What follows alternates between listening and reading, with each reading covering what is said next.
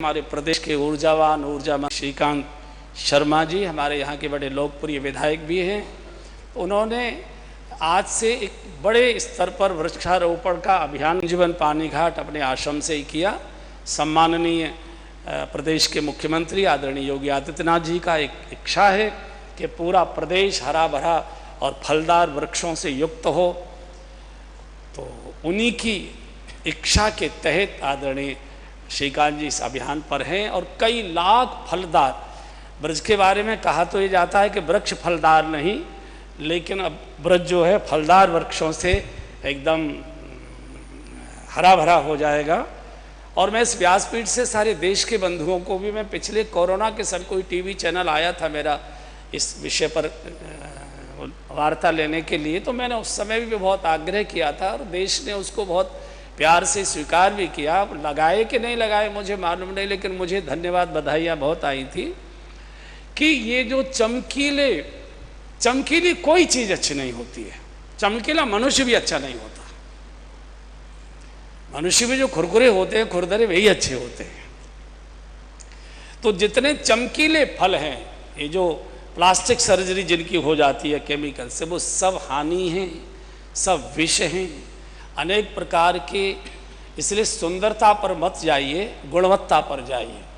ये जो हमारे गांव से किसान छोटे छोटे मजदूर डलिया में रख के छोटे छोटे पपीते, आड़े, तिरछे केले या अमरूद या बेर, ऐसे लोग जो बेचने लाते, आप उनको खरीदिए। उनमें विष नहीं है, उनमें जहर नहीं है, उसमें उसके प्राण हैं, उसमें उनकी आत्मा है, उसमें उनकी शुभकामनाएं कि इन फलों को आप खाएं तो स्वस्थ रहें। और हम लोग चमकीले फल जो खरीदने जाते हैं, ये सब जहर है, इसको मत लीजिए। अपने पौधे लगाइए, सब लोग अपने घर में लगा। एक सामान्य सा 4.5 फीट का व्यक्ति और देश को आह्वान करता है कि एक समय का भोजन छोड़ो और अपनी अपनी टेरिस में, अपने अपने गमलों में कुछ उनको साग सब्जी फल उगाइए। सारा देश उसकी बात को स्वीकार करता है।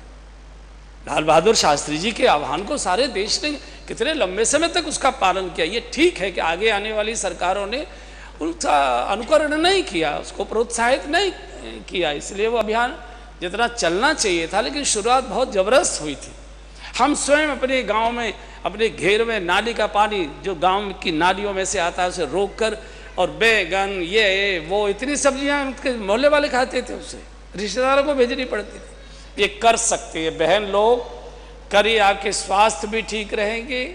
अपने गमलों में कुछ न कुछ फल सब्जी उगाइए, छोटी छोटी सब्जियों की, एक एक गोभी का ही पौधा लगा दिया तो बड़ी बड़ी गोभी होगी।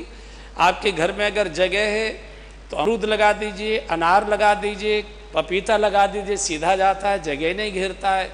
जो किसान मेरी बात को सुन रहे हैं, अपने घेर में कुछ न कुछ अमरूद लगाइए, नींबू लगाइए, केला लगाइए, पपीता लगाइए। सभी किसानों के खेत पर ट्यूबवेल्स हैं, अपने ट्यूबवेल पर आम लगाइए, जामुन लगाइए, शहतूत लगाइए, अमरूद लगाइए, नींबू लगाइए, बेल का पेड़ लगाइए, तो बच्चों को फल मिलेगा। ये सारी की सारी केमिकल की चीज़ें, चिप्स और ये दुनिया भर के जो जहर खा रहे हैं बच्चे, और 3-3, 4-4 वर्ष के लड़के, बच्चे, लड़कियां, और ऐसी हो रही हैं फुटबॉल जैसे, न भीतर कुछ है न कुछ है, फूले फूले से दिखाई दे रहे हैं।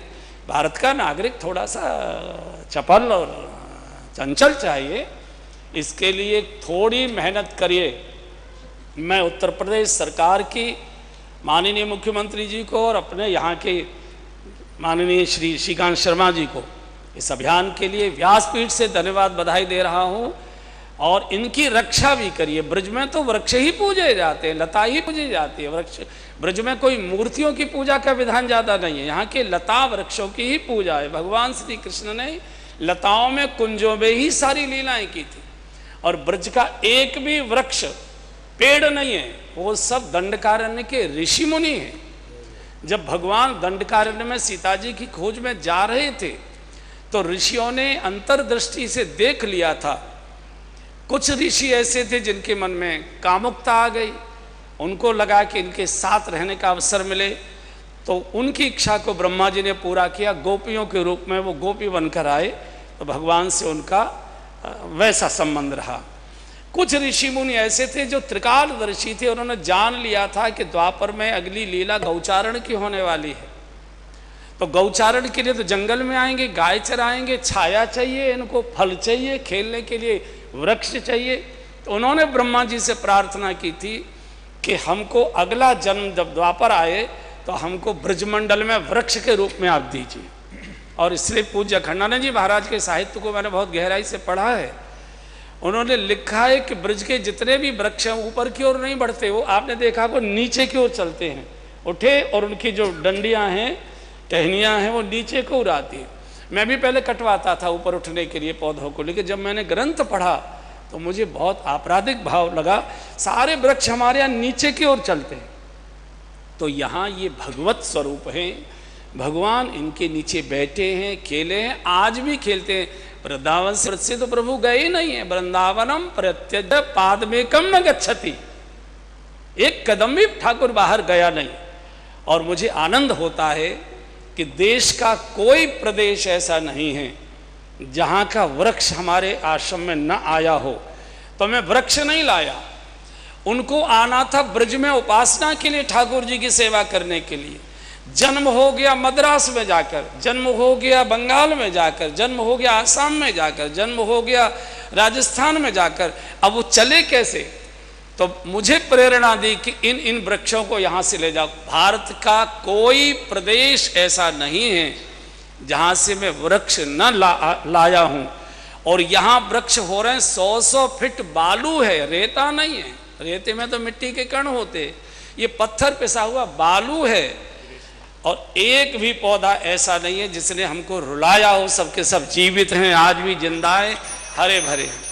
और अगर आप निकुंज वन में पीछे जा घूमने गए होंगे, आपने देखा होगा जो पौधे गिरे हैं, इसे मैं मद्रास से लाया था, विशाखापट्टनम से लाया था।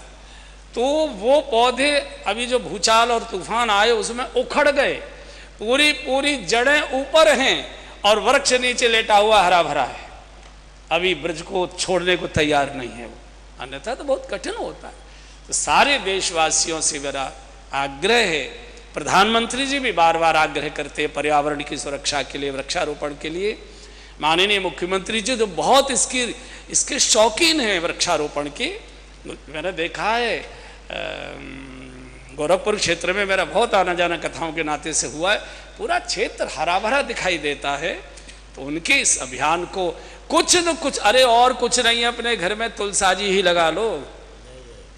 मुझे बहुत अटपटा भी लगता है, क्रोध भी लगता है। वृंदावन जैसी जगह में तुलसी मांगने के लिए बड़े बड़े आश्रमधारी हमारे निकुंज बनाते हैं, यानी आप तुलसी भी नहीं लगा सकते, आप मकराना पत्थर जड़ सकते हैं, सारी पृथ्वी के पर्यावरण को बिगाड़ सकते हैं, एक तुलसी तक नहीं लगा सकते आप। 4 पत्ती चाहिए आम की, अशोक की चाहिए।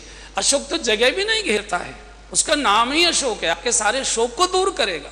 एक दरवाजे के इधर लगाओ, एक दरवाजे के इधर, भीख मांगने आ तो 4-4 पत्ती के लिए देते तो हम हैं, लेकिन अंदर से फटकारते बहुत है।